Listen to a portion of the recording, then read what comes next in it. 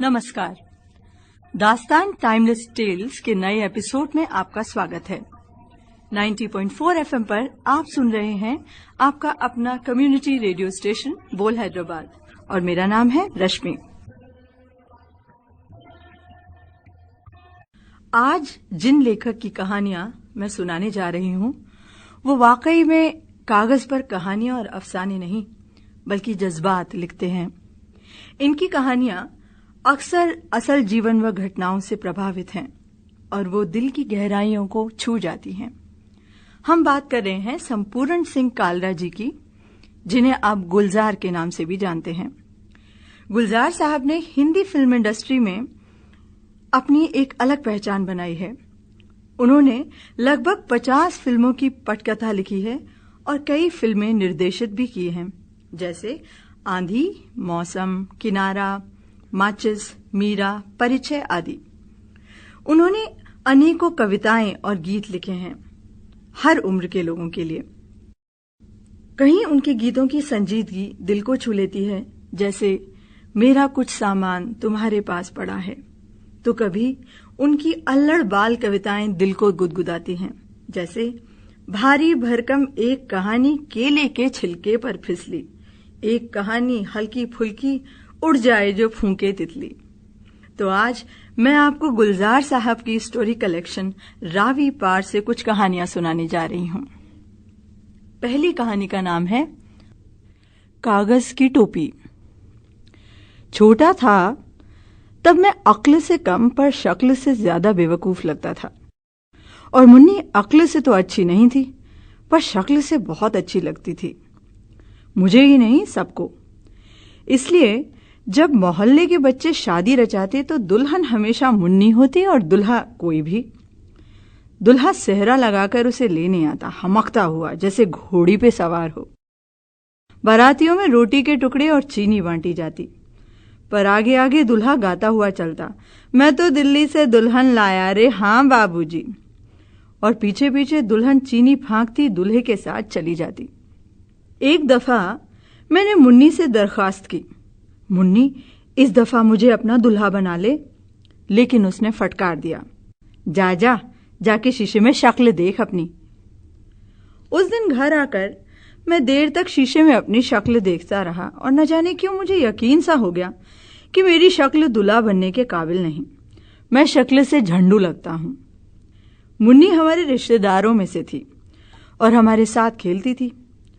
वो अपने नए नए खिलौने हमको दिखाती और मैं अपना खजाना उसे दिखाता। किस्म किस्म के बिल्लारे की गोलियां, सोडे के बोतलों के ढक्कन, रंग बिरंगे शीशे के टुकड़े। उसे लाल रंग बहुत पसंद था। मैंने अपने खजाने से लाल रंग के शीशे निकालकर उसे दे दिए। फिर मुन्नी के लिए कई दिन तक लाल शीशे ढूंढता रहा, लेकिन जब लाल शीशे का कोई टुकड़ा न मिला तो मैंने बाबूजी की मेज पर पड़ा हुआ फूलदान तोड़ दिया। दूसरे दिन मुन्नी से किसी बात पर झगड़ा हो गया और मुन्नी ने मेरे दिए हुए सारे शीशे फेंक दिए। बहुत दुख हुआ मुझे। मैं कल्लू को लेकर सीढ़ियों में जा बैठा और सारी दास्ताने गम उसे कह डाली। मेरा ख्याल था कि वो मुन्नी को बुरा भला कहेगा और मुझसे कुछ हमदर्दी जाहिर करेगा, लेकिन वो तो बैठा बस अपनी बहती हुई नाक के करीब करतब दिखा रहा था। मेरी बात शायद उसने सुनी भी नहीं। मुन्नी के खिलाफ तो कभी कोई बोलता ही नहीं था। घर में भी दोनों भाई मुन्नी के साथ खेलते रहते और मुझे अलहदा कर देते। मैं अलग थलग बैठा पुराने अखबारों से खिलौने बनाता रहता, कभी कश्ती, कभी टोपी, कभी हवाई जहाज। ये कागज के खिलौने बड़े मकबूल हुए। मोहल्ले के लड़कों में मेरी अहमियत बढ़ गई। मुन्नी मान गई कि कागज की ऊंची टोपी लगाने से मैं दुल्हा जैसा लगता हूं, और मैं दुल्हा बन गया। एक दिन बैठा मैं पेंटिंग बना रहा था कि नीरज आया। उसने मेरी तरफ घूर के देखा। मैं कुछ डर सा गया। नीरज भैया, ये लो, मैंने तुम्हारे लिए पतंग बनाई है। नीरज ने झपट कर मेरे हाथों से पतंग ली और फौरन टुकड़े करके भाग गया। गुस्से से सारा बदन उबल पड़ा, लेकिन जब्त कर गया। जानता था वो मुझसे तगड़ा है, जोर से हाथ झटक दे तो हड्डी चटक जाए, पतला दुबला तो मैं था ही। शाम को जब मास्टर जी पढ़ाने आए तो वो उसे घर से ही पकड़ लाए। सवाल निकाले हैं तुमने? जी हां, नीरज ने रौबदार आवाज में कहा। अंग्रेजी का तर्जुमा किया है? जी हां। लाओ सवाल दिखाओ। मैं खुश था, अब अपने किए को भरेगा। लेकिन अचानक उसने मेरे सवालों की कॉपी उठाई और मास्टर जी के सामने रख दी। इससे पहले कि मैं कुछ कहता, नीरज ने इतनी जोर से मेरा हाथ दबाया कि मैं सहम के चुप हो गया। वक्त लुढ़कता गया और 20 साल फिसल गए। मैं बंबई आ गया। मुन्नी के बड़े भाई प्रकाश ने जुहू के साहिल पर एक बड़ा सा बंगला किराए पर ले रखा है, उन्हीं के साथ रहता हूं। बाकी सब देहरादून में हैं। मुन्नी भी वहीं पढ़ती है। अभी 2 महीने हुए कि प्रकाश की शादी हुई और सब लोग यहां आए। मुन्नी भी आई। जब आई तो बहुत बड़ी बड़ी लगती थी, लेकिन आहिस्ता आहिस्ता वो छोटी हो गई और कुछ ही दिनों में वही बचपन वाली मुन्नी बन गई जिसमें शोखी थी, शरारत थी। जब तक वो तकल्लुफ में रही मैं सुखी रहा, लेकिन जो ही वो बेतकल्लुफ हुई मेरी शामत आ गई। मैं कमरे में बैठा कुछ लिख रहा था कि आप आ गईं। मुझे कुर्सी से उठाया और पकड़ के बाहर ले आई। साहिल की तरफ इशारा करते हुए बड़े रूमानी अंदाज में बोली, वहां दूर साहिल पे चलें? क्यों? चाट खाने। हर शाम को चाट खाने के लिए जिद करती और हर सुबह समुंदर में नहाने के लिए। हम समंदर में नहाने गए। नहाते हुए अचानक उसे गोता आ गया। नाक से पानी निकला और ज्यों ही जरा संभली, पानी उछालती हुई किनारे पर आ गई। अथू अथू। समंदर का नमकीन पानी उसके हलक में चला गया कि मैंने जोर से थू कर दिया। उसका सारा गुस्सा मुझ पर मुंतकिल हो गया। उस दिन उसने बदला लेने के लिए मेरी चाय में नमक भर दिया और जब वही प्याला मैंने जाकर अम्मी को दे दिया तो वो उनके हाथ से प्याला छीनकर फौरन भाग गई। अम्मी कुछ ना समझी कि क्या हो रहा है, और सच पूछो तो मैं भी अब समझा हूं जब सब कुछ हो गया। दोपहर के वक्त मैं मेज पर बैठा कुछ लिख रहा था जब उसने अंदर झांक कर देखा। ए मिस्टर, क्या हो रहा है? उसके हाथ में आइसक्रीम थी। ए मिस्टर, मैंने देखा उसकी तरफ। क्या लिख रहे हो? मैं मुस्कुरा के फिर चुप हो गया। सुनते हो कि नहीं? वो चिल्लाकर बोली और आइसक्रीम मेरे कागज के ऊपर फेंक दी। मैं गुस्से में कुर्सी से उठा, लेकिन वो जा चुकी थी। कभी अच्छे मूड में होती तो मेरे कमरे में आ जाती, अपने कॉलेज के लतीफे और सहेलियों के वाकयात सुनाती रहती। और मेरी एक सहेली है, उसे एक लड़का हर रोज हॉस्टल में मिलने आया करता था। एक दिन क्या हुआ, वो लड़का तुम्हारी सहेली से क्यों मिलने आता था? मुझे क्या मालूम, वो दोनों पता नहीं। वो गोल कर जाती। तुमने अपनी सहेली से पूछा क्यों नहीं? वो चिढ़कर बोली, बात तो पूरी सुनते नहीं हो, बीच में टांग अड़ा देते हो। पैर पटकती हुई वापस चली जाती। मेरा जी चाहता कि वो मेरे हाथ से कलम छीन लेती, मेरे सामने से किताब उठा लेती और अपने मखसूस अंदाज में टांगे लटका कर बैठ जाती।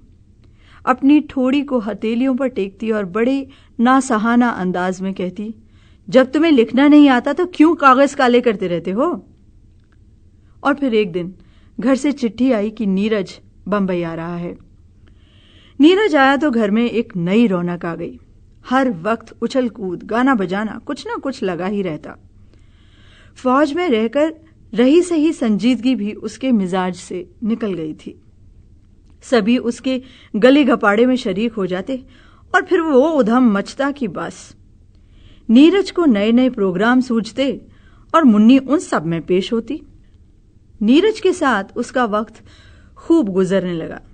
नीरज के आने से मुन्नी मेरी मौजूदगी से बेनियाज होती जा रही थी। मैं अपना ज्यादा वक्त घर के बाहर गुजारने लगा। एक दिन दोपहर में घर आया तो देखा मुन्नी ने नीरज की फौजी वर्दी पहन रखी थी। हाथ में सिगरेट था और जोर जोर से खांस रही थी, जैसे धुआं हलक में अटक गया हो। मैं उल्टे पांव लौट गया। उसके दूसरे चौथे दिन की बात है। वो मेरे कमरे में आई, गुस्से से भरी हुई थी। आते ही कहने लगी, मेरे फोटो मुझे दे दो। मैंने तो उनका अचार डाल दिया है।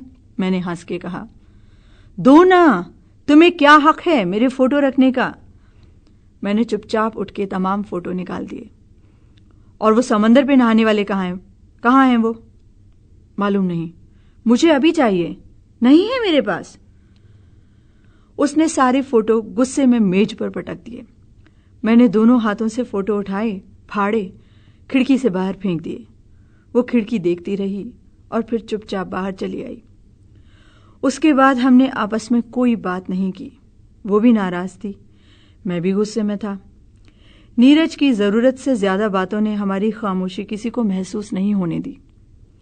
शाम को जब मैं वापस आता तो वो बरामदे में बैठी नीरज के साथ ताश खेल रही होती या भाभी के साथ कैरम बोर्ड जमाई होती। चाट खाना शायद उसने अचानक ही बंद कर दिया था। एक रात में देर से लौटा, कमरे में दाखिल हुआ तो मुन्नी मेरी मेज पर शायद अखबार पढ़ रही थी। मेरे कदमों की आहट सुनी तो फौरन कुर्सी से खड़ी हो गई और शेल्फ में कोई किताब ढूंढने लगी। मैं उसकी तरफ पीठ किए अलमारी में कपड़े टांग रहा था कि बोली, कल हम वापस जा रहे हैं, बड़ी खुशी की बात है। मेरे अल्फाज जैसे फर्श पर गिर के बज उठे। वो कुछ देर तक चुप रही, जैसे उसे बुरा लगा हो। सच पूछो तो मुझे खुद नहीं मालूम कि मैंने वो लफ्ज क्यों कह दिए। अम्मी कह रही थी कल हमें जरूर चले जाना होगा। मैंने पूछा, तो तुम्हारा क्या इरादा है? कुछ देर फिर खामोश रही। मैंने उसकी तरफ देखा। चेहरे का रंग जैसे बिल्कुल उड़ गया था। भर्राई हुई आवाज में बोली, तुम अभी तक मुझसे नाराज हो? मुझे लगा जैसे वो अभी फूट के रो पड़ेगी। मैं तसल्ली देने के इरादे से आगे बढ़ा तो वो यूं दरवाजे की तरफ बढ़ी जैसे पीछे कुछ छुपा रखा हो। मैंने उसका हाथ पकड़ना चाहा लेकिन वो भाग गई। उसके हाथ का कागज मेरे पास रह गया। मैंने देखा उसने अखबार से एक कागज की टोपी बना रखी थी।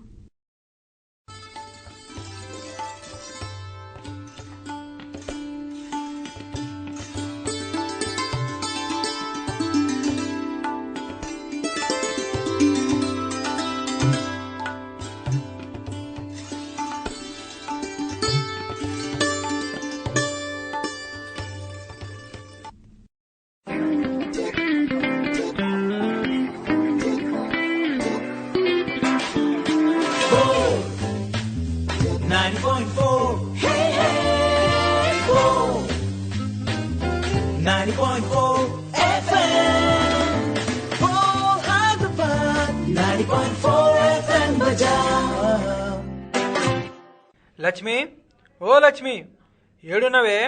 టైం అవుతుంది, పనికి పోవాలే. నాయనా నేను పనికి రాను, నేను బడికి పోతా. బడికి పోతావు? చల్, బడిలేదేం లేదు, నడు పనికి పోవాలే. నాయనా నా దోస్తులందరూ బడికి పోతుండ్రు, నేను కూడా బడికే పోతా. నేను పనికి రాను. నడు పనికి పోవాలే. ఏం మనిషా నువ్వు? బిడ్డ చదువుకుంటానంటే పనికి తీసుకుపోతానంటావా? విద్యా హక్కు చట్టం గురించి తెలియదా నీకు? అదేందయ్యా? 14 సంవత్సరాల పిల్లల్ని పనిలో పెట్టుకున్నా పనికి తీసుకపోయినా నేరం అని తెలియదా నీకు? తెలియదయ్యా. రేపటి నుంచి లక్ష్మిని బడికి తీసుకపో. అట్లనే అయ్యా. మచ్చా, what is life Maccha? Life is an interval between 2 pains and 2 pleasures Maccha. But what is pain Maccha? Pain for one is pleasure for another Maccha. Then Maccha, who is the one? Feeling bored? Listen to 90.4 FM. Bajao!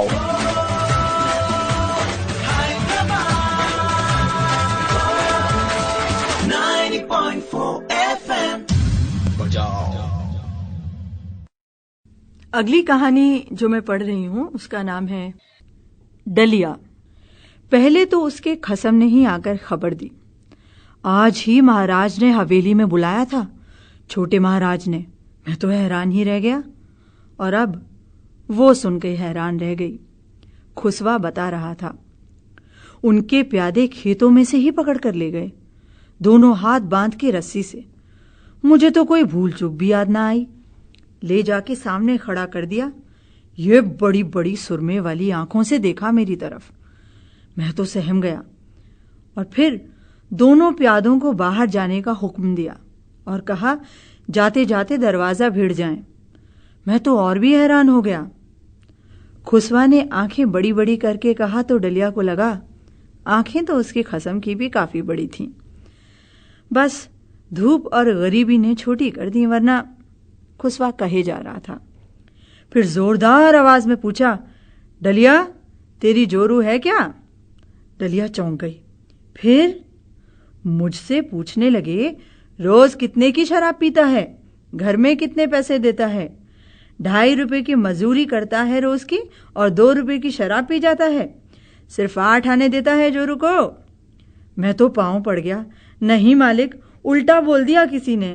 8 आने की शराब पीता हूं, 2 रुपये देता हूं घर में। बोले, हमको सब खबर है। डलिया समझ गई थी क्या हुआ है। परले दिन ही तो महाराज मिले थे रेगिस्तान में। टिब्बे पार वाले कुएं से पानी भर के ला रही थी, जब उनकी सांडनी ऊंटनी उसके पास पास आकर चलने लगी थी। सर पर 2 मटकियां थीं, वो ऊपर भी न देख सकी। लगा कोई आकाश से बोल रहा है, ए छोरी पानी पिलाएगी? वो रुक गई थी। बगल की मटकी संभाल ही रही थी कि महाराज ने सांडनी को तह करके रेत पर बिठा दिया। पानी पिलाएगी? हमारी छागल रास्ते में खाली हो गई। महाराज की बड़ी बड़ी सुरमे वाली आंखों ने तो उसकी चोली ही पकड़ ली। दोनों हाथ भरे हुए थे, पल्लू भी ना खींच सकी। क्या हुआ? डर क्यों रही है तू? झजूरे की है ना? हम महाराज हैं, वहां के छोटे महाराज। वो कुछ नहीं बोली।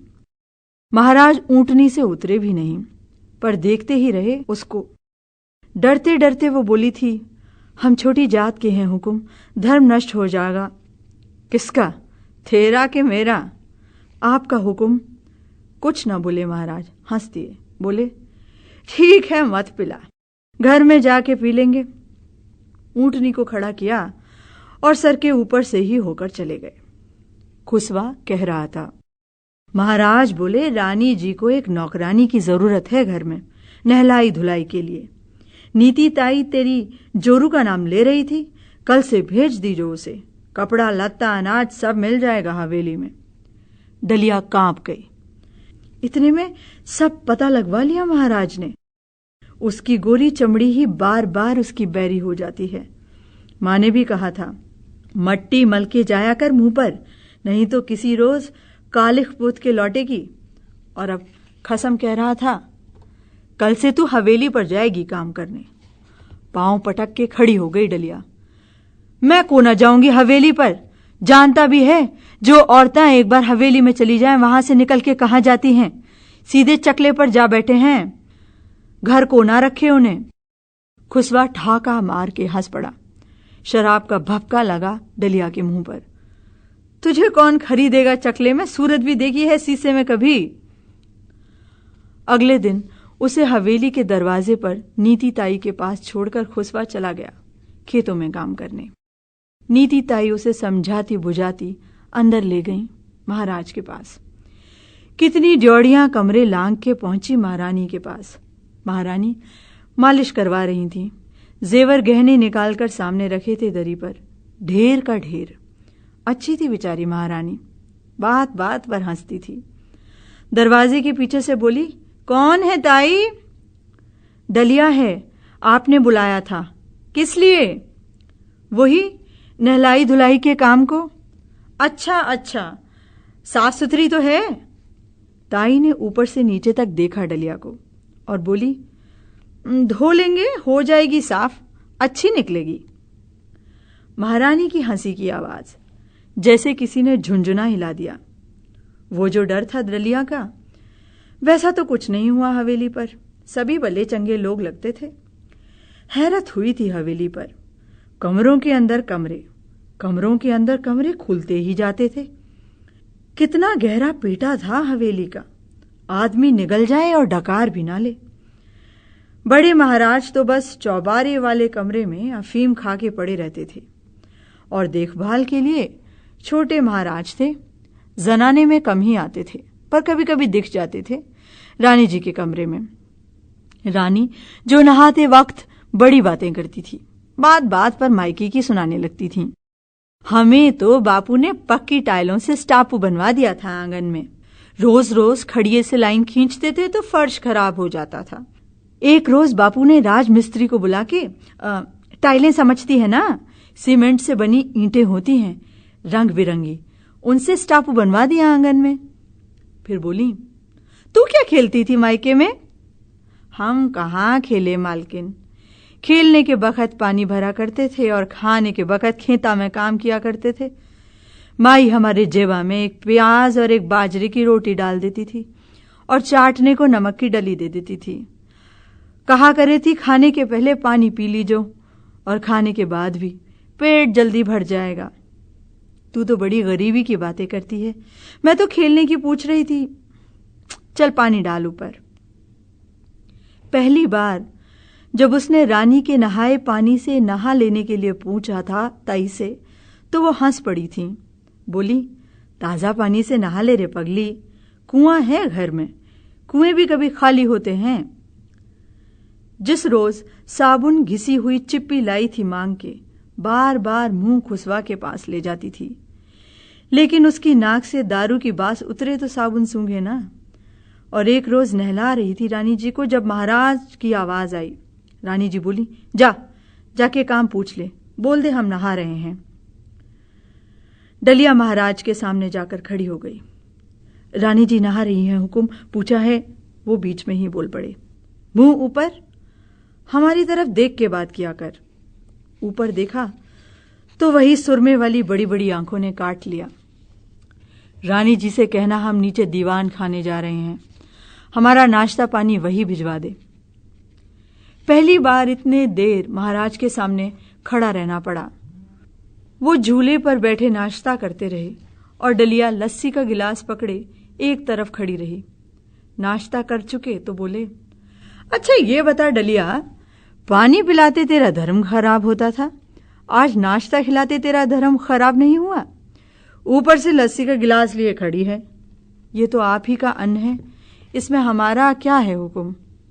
तुझे कहा है ऊपर देख के बात किया कर। मगर बहुत जोर लगाने पर भी नजर उठा ना सकी। आंखें इतनी भारी भी होती हैं, उसे पता नहीं था। नजर उठी और बोझल बिल्ली की तरह गिर भी पड़ी। फिर हम ऐसे कैसे देखें आपकी तरफ हुक्म? लस्सी का गिलास उसके हाथ से लेते हुए महाराज ने उसी गिलास से उसकी ठोड़ी ऊपर को कर दी। ऐसे ऐसे देख के बात किया कर। उस शराबी की तरफ कैसे देखती है तू? खुसवा की तरफ? वो तो हमारा मर्द है हुक्म। नीति ताई ने बचा लिया, नहीं तो पता नहीं कितनी देर और खड़े रहना पड़ता हुजूर के सामने। डलिया चल रोटी डाल दूं तुझे, अब इसे जाने दीजिए हुक्म, ज्यादा देर नहीं करते। महाराज ने हुंकारा मार के पूछा, पेट भर के खाने को देती हो ना इसे? 3 रोटी और गुड़ कहा है मालकिन ने। डलिया ने पूछने की हिम्मत की। मैं रोटी घर ले जाऊं हुक्म? घर जाके खाऊंगी खुसवा के साथ। इस बात में सिर हिला दिया डलिया ने। जी। ताई बांध दे रोटियां और गिन के ना बांधना, चंगेरे भर के दे दे। खुसवा को हवेली का मक्खन खिला के बहुत अच्छा लगा डलिया को। ताई ने इतना बड़ा पेड़ा रख दिया था रोटी में। रानी जी ने कुछ कहा नहीं? खुसवा ने पूछा। अब सब कुछ रानी जी के सामने थोड़े ही होता है। अपनी मक्खन लगी उंगलियों से डलिया ने खुसवा की मूंछों को एक और बल दिया। बादल रोज रोज उमड़ के आते थे और फिर पता नहीं कहां घुल जाते थे आकाश में। मरुस्थल पर भीगी भीगी हवा की एक तह सी जम गई थी। जमीन नर्म पड़ने लगी थी। खेतों पर एक की जगह 1.5 दिहाड़ियां लगने लगी थी खुसवा की। और इतने सालों में खुसवा ने पहली बार घर का मटका अनाज से भरा देखा। डलिया रानी जी के बालों में तेल लगा रही थी जब महाराज बिना खंकारे चले आए कमरे में और सामने ही विराजमान हो गए। तुम्हारे मामा जी की लड़की की शादी है। शीतला की? हाँ, उसी की। तुम्हें बुलाया है अभी से। आप भी तो चलेंगे? हम अभी से जाकर क्या करेंगे? आप चली जाओ और मायके भी रह आना कुछ दिन। माँ साहब बहुत याद करती हैं। ये है ना, यही देखेगी। क्यों डलिया, यहीं रह जाएगी ताई के साथ? डलिया के तो पसीने छूट गए और महाराज की मस्खरी हो गई। रानी जी बोली, इसका खसम ना होता पीछे तो मैं इसे साथ ही ले जाती। खसम काहे का? महाराज बोले, शराब की बोतल है, इधर उधर लुढ़कता रहता है। 2 ही दिन में रानी जी के जाने का इंतजाम हो गया। कारों का एक काफिला ही निकल पड़ा। दीवान जी खुद छोड़ने गए। रानी जी के जाने के बाद डलिया कई दिन हवेली पर नहीं गई। ताई ने कहलाया भी तो जानबूझकर चूक कर गई। खुसवा को भी रुपया 98 ज्यादा मिलने लगा था दीवान खाने से, और जब से घर में मटकी अनाज से भरी रहने लगी थी, उसकी दारू बढ़ गई थी। कई बार डलिया ठेके से उठाकर लाई थी उसको रात को। एक बार पीकर गांव के पुरोहित से झगड़ा मोल ले लिया और गुस्से में मंदिर के दरवाजे पर थूक दिया। बस आग लग गई सारे गांव में। थाने वालों ने पकड़ के खूब ठुकाई कर दी और बंद कर दिया। डलिया 10 बार गई थाने। खसम की हालत देख देख कर गश आता था, पर कोई सुनवाई ना हुई। हार के हवेली पर लौट आई। डलिया सारा दिन हवेली के दरवाजे पर बैठे बैठे चौखट हो गई। जब चिराग जले तब आई नीति ताई और उठाकर अंदर ले आई। पहले मुंह हाथ धुलाया, फिर अच्छा कुछ खाने को दिया, और जब कपड़े बदलने को कहा तो उसकी आंखें फटी रह गईं। एक पल में सब समझ गई। नीति की आंखों में सब लिखा था।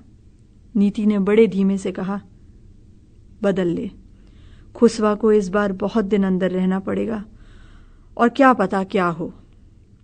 कहते कहते उसकी आवाज कंपकपा गई।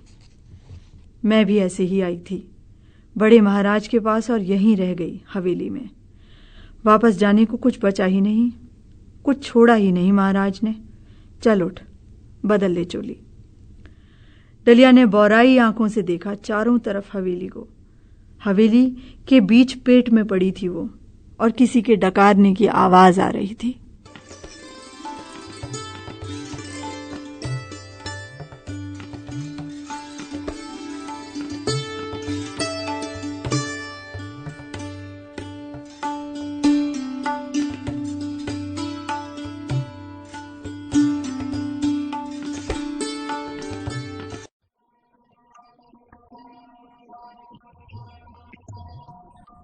दास्तान का ये एपिसोड आपको कैसा लगा, हमें जरूर बताइए। हमें आपके सुझावों और आपके फीडबैक का इंतजार रहेगा।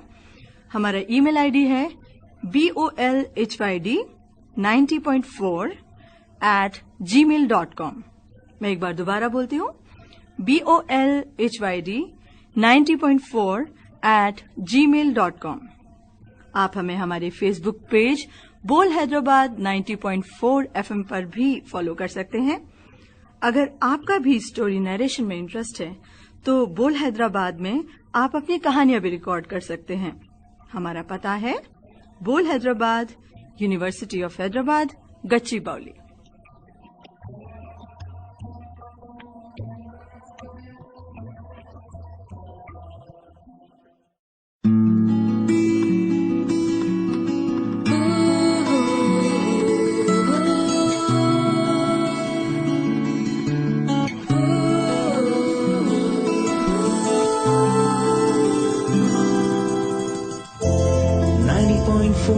FM, Ball Hyderabad.